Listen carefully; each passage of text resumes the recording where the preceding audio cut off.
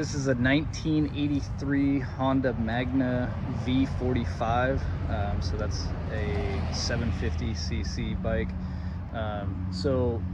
This one, it was sitting for a while before I bought it. And so I brought it home, got it running again, got the brakes all sorted out, got the clutch, hydraulic clutch system sorted out. So got it back on the road. So it's a running, driving, stopping bike. So these things are pretty cool. They've got a lot of high-end features for being the 80s. So like I said, this is a 1983 bike, so it's got it's a V4, so where most bikes would have either been an inline 4 or a V-twin. This one's pretty cool, having a V4, so it's got a very different sound than what most people are used to with like a twin or an inline 4 or something. So as you can see, it's got twin front discs. You can't see right now, but I'll show it in a little bit. The rear is drum brake. So there's some pros and cons to that. Obviously it's lower maintenance, super easy to adjust if need be, but you don't have to worry about any fluid. But these things got plenty of stopping power.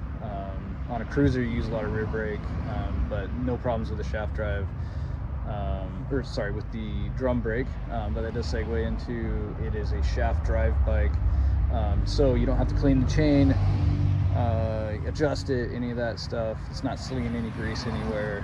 You just got a very low maintenance, drain the differential fluid and refill it.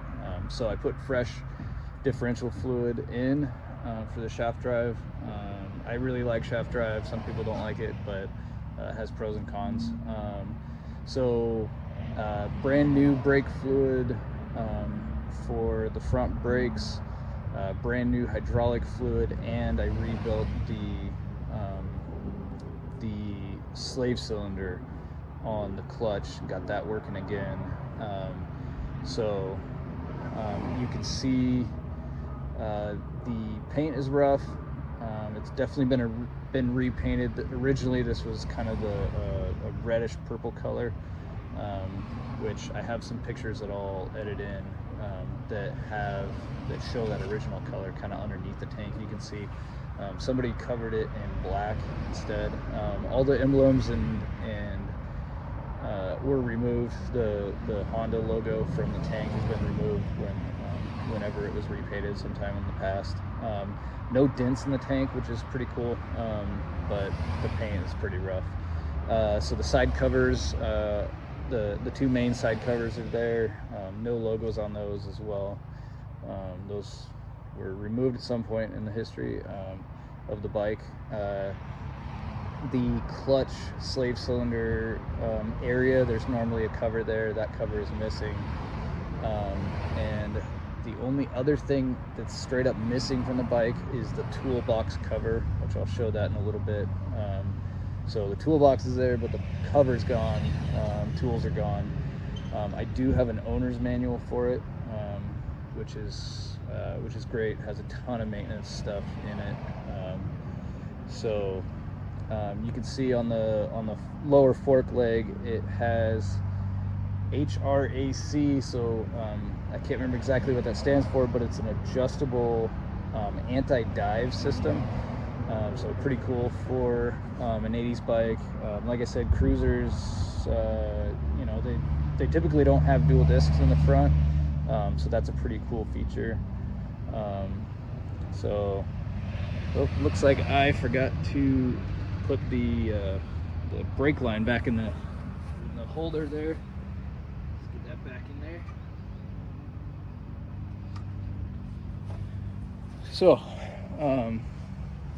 So you got dual horns up front. The horns don't sound super great, but they do technically work.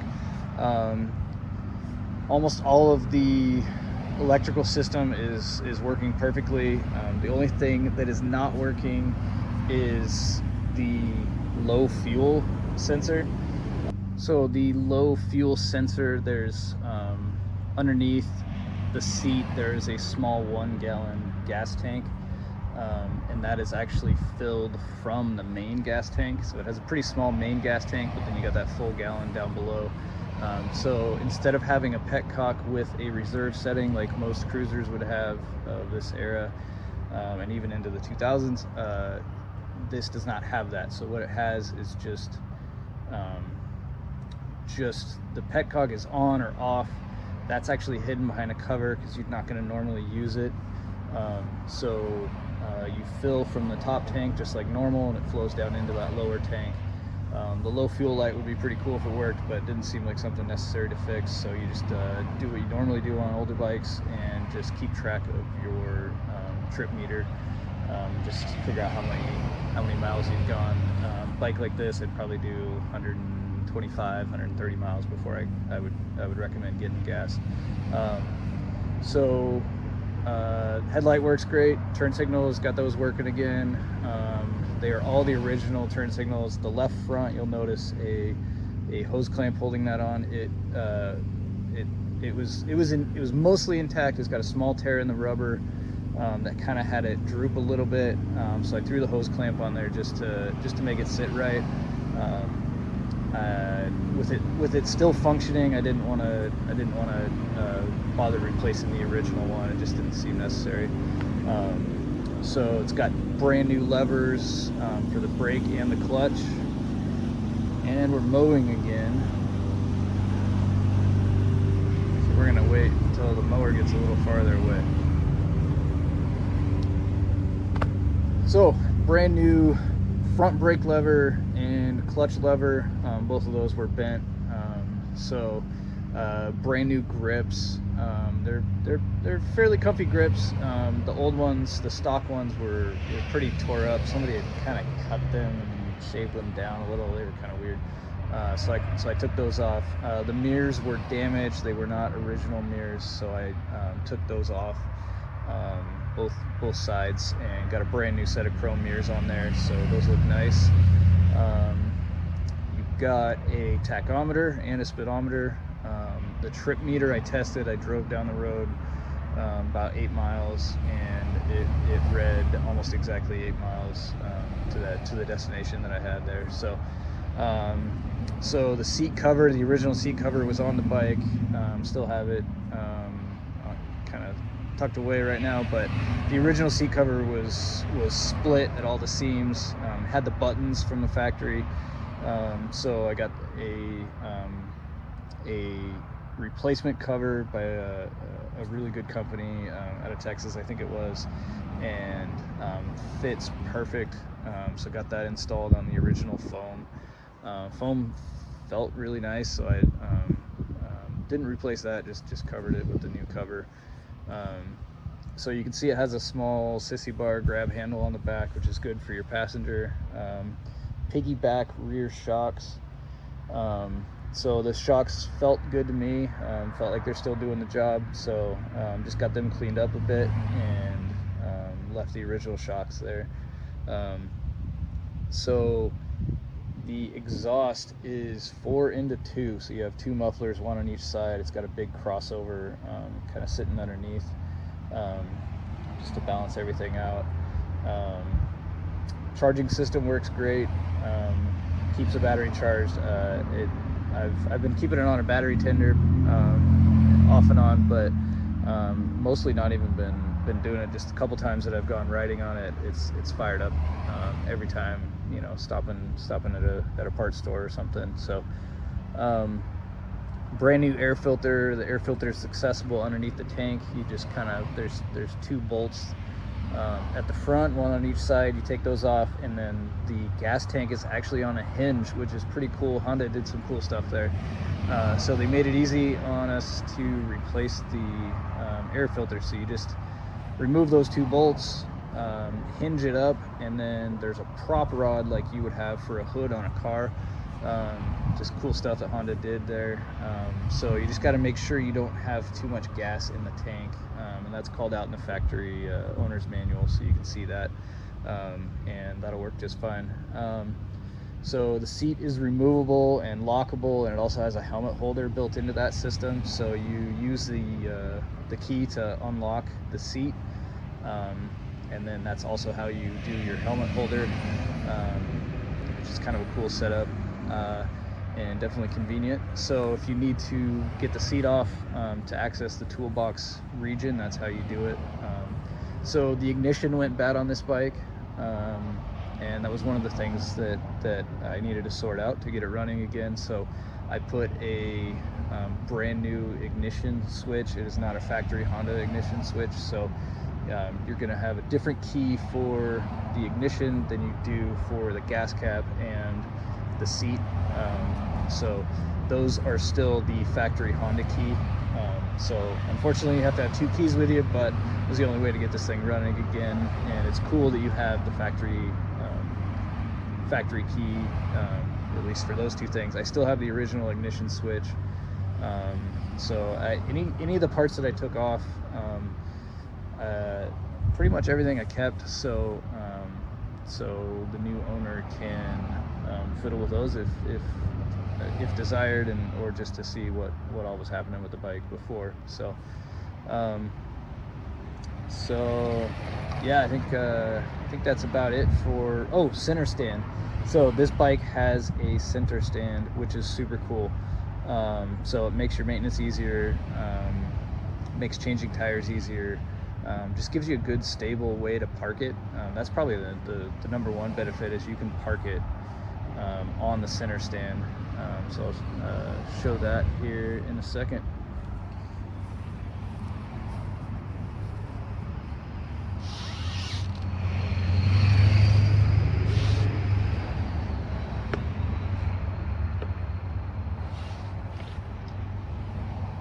Okay, so you can see it's now on the center stand. So the ground's not level here, so it's kind of leaning just slightly to the right, but if you got it parked on level ground, you're gonna have a solid level bike. When I park it in the shed, it's level, and it just makes servicing the rear tire easier if you need to take the wheel off for some reason. And then you can put a floor jack. There's a spot underneath the engine. You can put a floor jack to get the front off the ground if you need to service the tire or the forks or something. So yeah, I think it's about time to get it fired up with a cold start.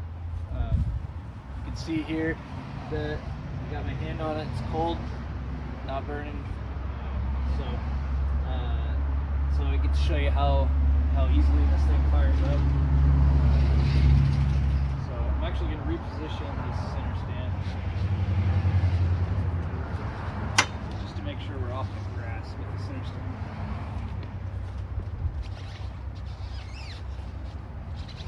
So according to Honda, the bike weighs 520 pounds wet. So pretty light by cruiser standards. It's a lot heavier than my sport bike, obviously, but super good cruiser for the highway. So this will go down the road really well, 70 miles an hour, no problem. Just you can cruise 70, 75. Alright, so you got a choke lever right here. Push this all the way forward, that's going to be your choke. Do key on. Make sure you're in the run position, obviously, and fire it up.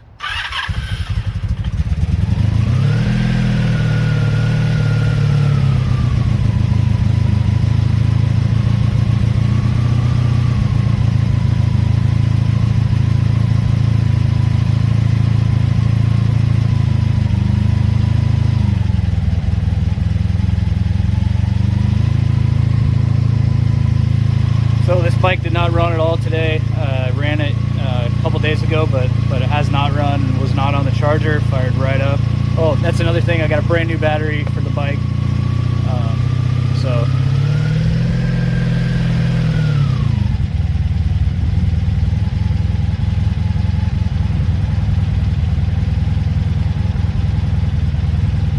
So here in Molalla, it's about 73 degrees right now. So not super cold out, but this will start on a cold day. First time I fired it up, it was 50-something degrees. So I like to let it get good and warm, like you would normally with a carbureted bike, and then you're ready to ride.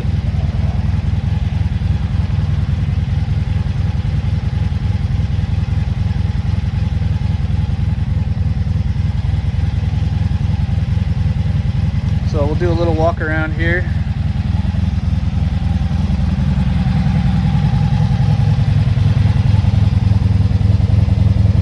So as you can see,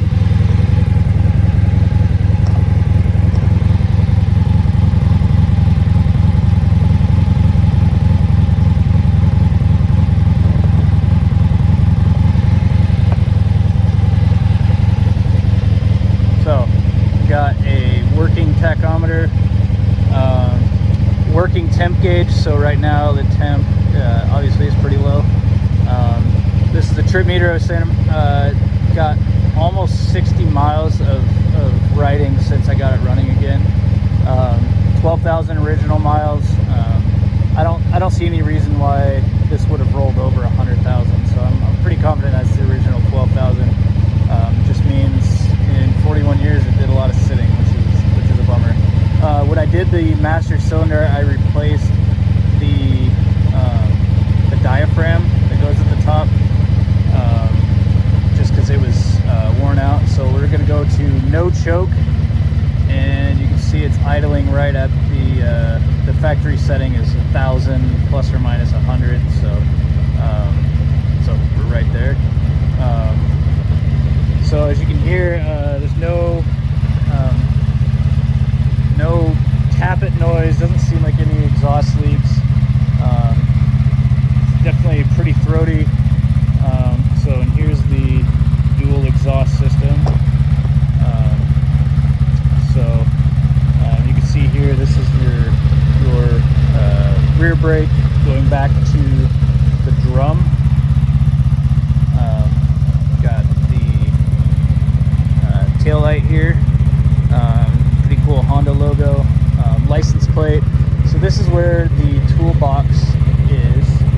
So you can see this toolbox area. There's supposed to be a cover here that takes up the gap between the seat and the toolbox. Like I said, the tools are missing. Here's your helmet holder latch right here.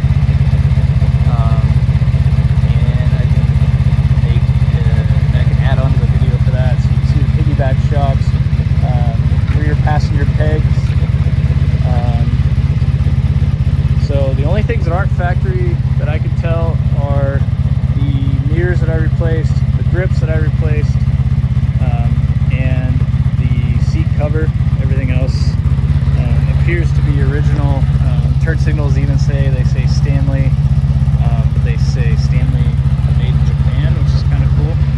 So here's the other side of the bike. So you can see where the paint, the repaint was not, super great quality from whoever worked on that before. You can see the right side disc there. So we can do a little rev.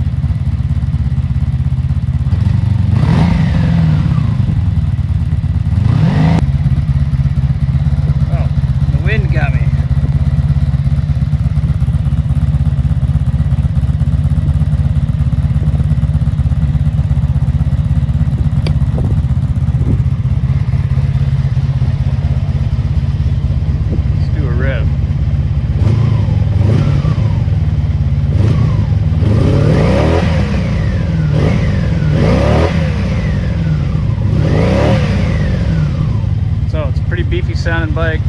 Sounds really good, especially when you're really getting on it. Revs to 10,000. No rev limiter on an old bike like this. No computer, obviously. So you definitely want to be careful when you're getting up there. But I can confirm it goes to 10,000. And yeah. This cover is intact, not broken at all. So those are pretty hard to come by. You can probably see in the light, the neutral light is working. High beam looks like, well, the high beam light bulb is not lighting up there. There's an overdrive light. When I had it in 6th gear, the overdrive light did not work. So I take back what I said earlier. A lot of the electronics majority of the electronics are working. There's a couple that that are not. I will show you the high beam. The high beam is still functioning, even though the light on the dash does not light up. So we've got turn signals.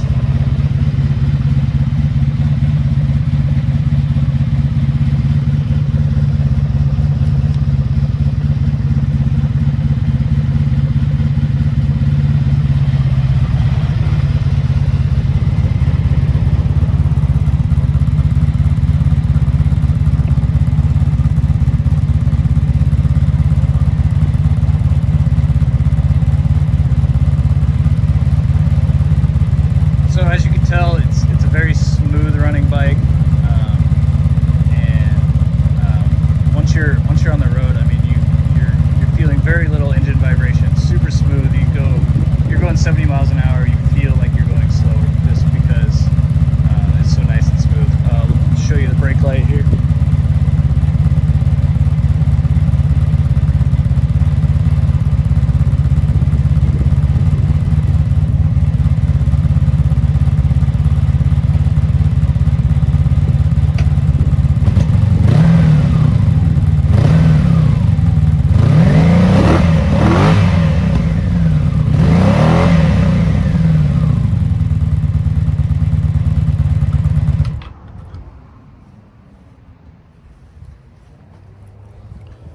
So, show you how the helmet holder works.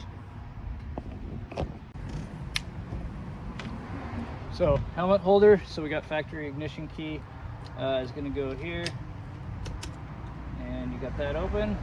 So it brings down this J hook, which also locks the seat in place so that that's not coming off on you. So you hook your D-ring in here.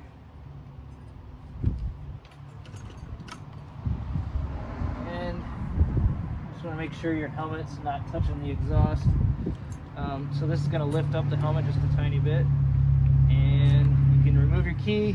Your helmet's not going anywhere, and neither is your seat at this point. So we'll unlock that. Get the helmet out of here.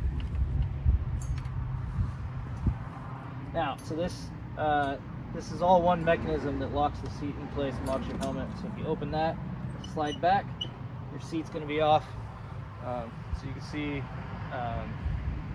got a little bit of surface rust on the frame, got some damage to the back of the tank here as far as the paint, but there's no dents in the tank, which is good. And then this is where a lot of your electronics is: fuel pump, and coolant reservoir, overflow reservoir. So slide this back on.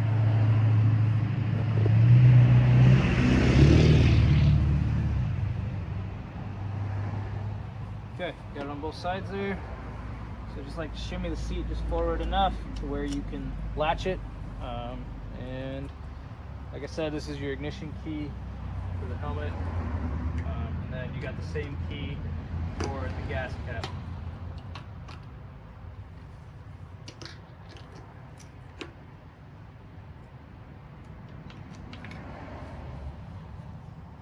So we already got it warmed up, but we'll do it again. Fire this thing up. Easy start. You got a kill switch right here, and that's still functioning.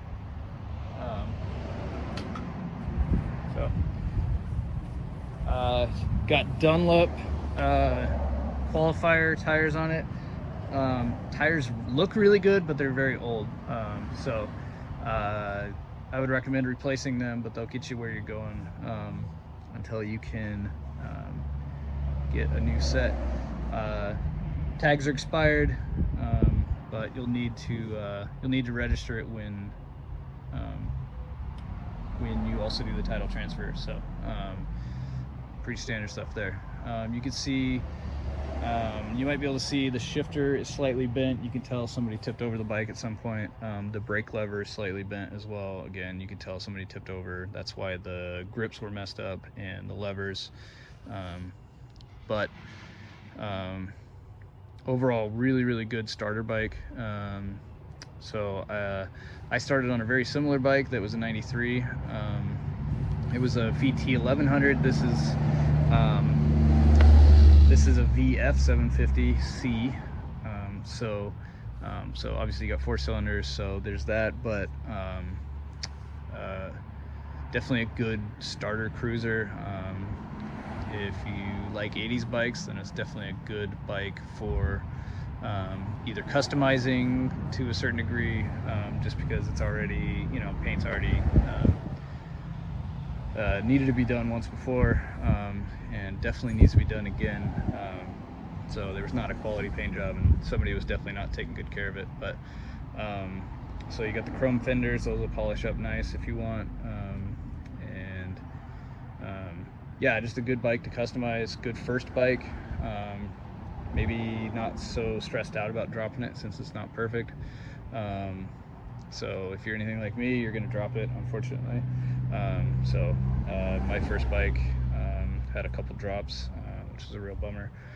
One thing that's really nice is once you learn how to use a center stand, you're much less likely to drop it, because that center stand gives you a really stable platform when you park it. So yeah, I think that's about it as far as the video. So if you're interested in this bike, I'm right here in downtown Molalla. I like getting these old bikes back on the road and getting them into somebody's hands instead of sitting somewhere. So yeah, hit me up.